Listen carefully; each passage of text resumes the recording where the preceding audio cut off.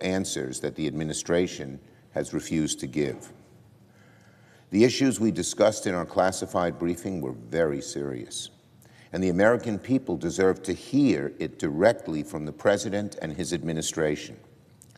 The administration should come clean and tell the American people exactly what the goal is in Iran. I've always said that confronting Iran and halting its nuclear ambitions requires a strategy, clarity, transparency. But thus far, we're getting none of that from the administration.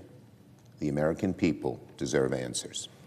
On Epstein, the way Pam Bondi and the Justice Department have handled the release of the Epstein files has all the stench of a cover-up. Yesterday, news outlets reported that several memos detailing a woman's accusation against the president from when she was a minor have been withheld from the public. We know these exit memos exist. An index of all the investigative materials confirm their existence.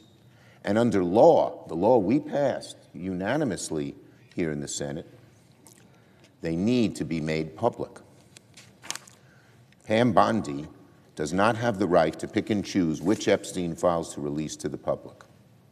Protecting the president from embarrassment is not her job. The American people were promised the truth, and Pam Bondi's job is to give Americans full access to the truth.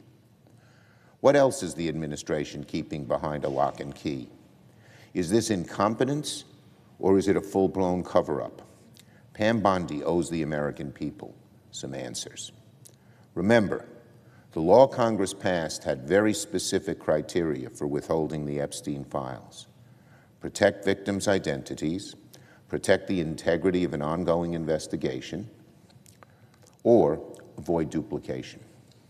Protecting Donald Trump's image does not fit any of these buckets. So I asked Pam Bondi, whose side are you on? The victims or the perpetrators? Now, the state of delusion and Democrats' plan to lower costs. There has never been a State of the Union where the president spoke for so long but had so little substance, so little truth. Tuesday night was 2 hours of Donald Trump's state of delusion. He's in a bubble. He doesn't know what's going on with the American people. All he wants to do is stroke his own ego. Donald Trump told the country that everything's great, that costs are coming down, that manufacturing is up, that he's going to fix health care, and that we're going to win so much that we don't know what to do. That's what he said. It's amazing. I ask very seriously, who else in America feels this way, that we're winning so much we don't know what to do? Maybe billionaires, but that's it.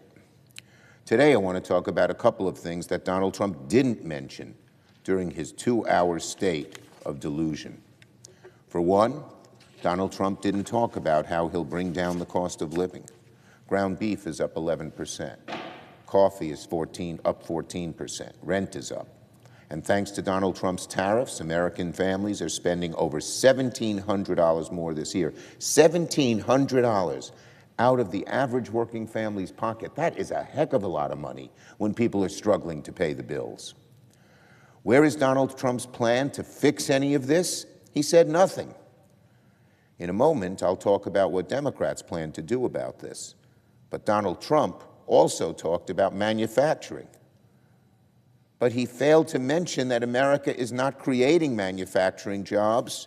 We are bleeding them. So many lies. He says we're growing manufacturing jobs. Well, look at this chart. These are the number of manufacturing jobs lost in the last year. In May, in June, in July, in August, in September, October, November, and December, we lost in every month. We lost manufacturing jobs, and Donald Trump just lies about it. This is the state of manufacturing in the United States. Manufacturing jobs are down by 100,000. We have shed manufacturing jobs every single month right after Trump's Liberation Day. Yet he lies about it. He just makes it up. Donald Trump has this uncanny ability which misserves human beings and particularly misserves presidents. He thinks by saying it so, it's true. And everyone will just believe him. Well, his minions believe him no matter what he says. But no one else. He talks past America. Again, we lost manufacturing jobs, Donald Trump. We didn't gain them.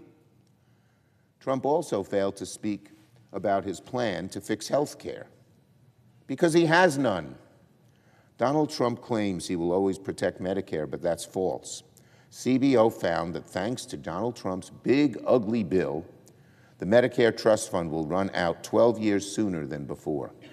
In other words, Donald Trump has accelerated Medicare's demise by more than a decade with one single bill, which every Republican voted for in this chamber, but no Democrat, because we knew the damage to health care he was doing. Donald Trump also failed to mention anything about China. It's the second leading power in the world. The United States has lots of issues with China. Well, when was the last time a president of the United States avoided talking about America's biggest rival on the world stage during the State of the Union? The way Donald Trump handled China is an embarrassment. He promised to be tough on China, but he's playing with them with kids' clothes, giving them critical American technology, and his tariffs have failed to win any meaningful concessions. It doesn't have to be this way. Americans deserve better than a president and a Republican Party that thinks affordability is a made-up word. Later this morning, I'll join my colleagues, Senators Cantwell, Lujan, Booker, and Welch, and experts from across the country to talk about how we lower food costs, how we make trips to the grocery store less painful for families, and how we fix the structural problems that keep prices high, like the consolidation in the food industry. Today's roundtable is part of a larger Senate effort by Senate Democrats to all year long talk about how we will drive costs down, because we don't believe affordability is some kind of hoax. He called it a hoax. That was insulting to America. He seems to have fun insulting people. That's what it seemed like up there on the State of Delusion stage that he occupied. Affordability is the most real thing in the lives of the American people economically.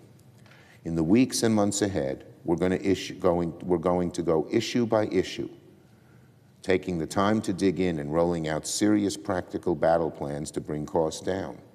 We started a month ago with housing, and I'm proud of the work Democrats are doing to lower housing costs. We'll soon take on energy and electricity. We'll take on child care. We'll take on health care. Lowering costs will be the Senate Democrats' North Star in 2026. Let me repeat that so America and our Republican colleagues hear it. Lowering costs will be Senate Democrats' North Star in 2026. And the conversations we have today about high food prices will lay the groundwork for real legislation. So when Democrats have the majority, we can deliver real relief and bring down the cost of living.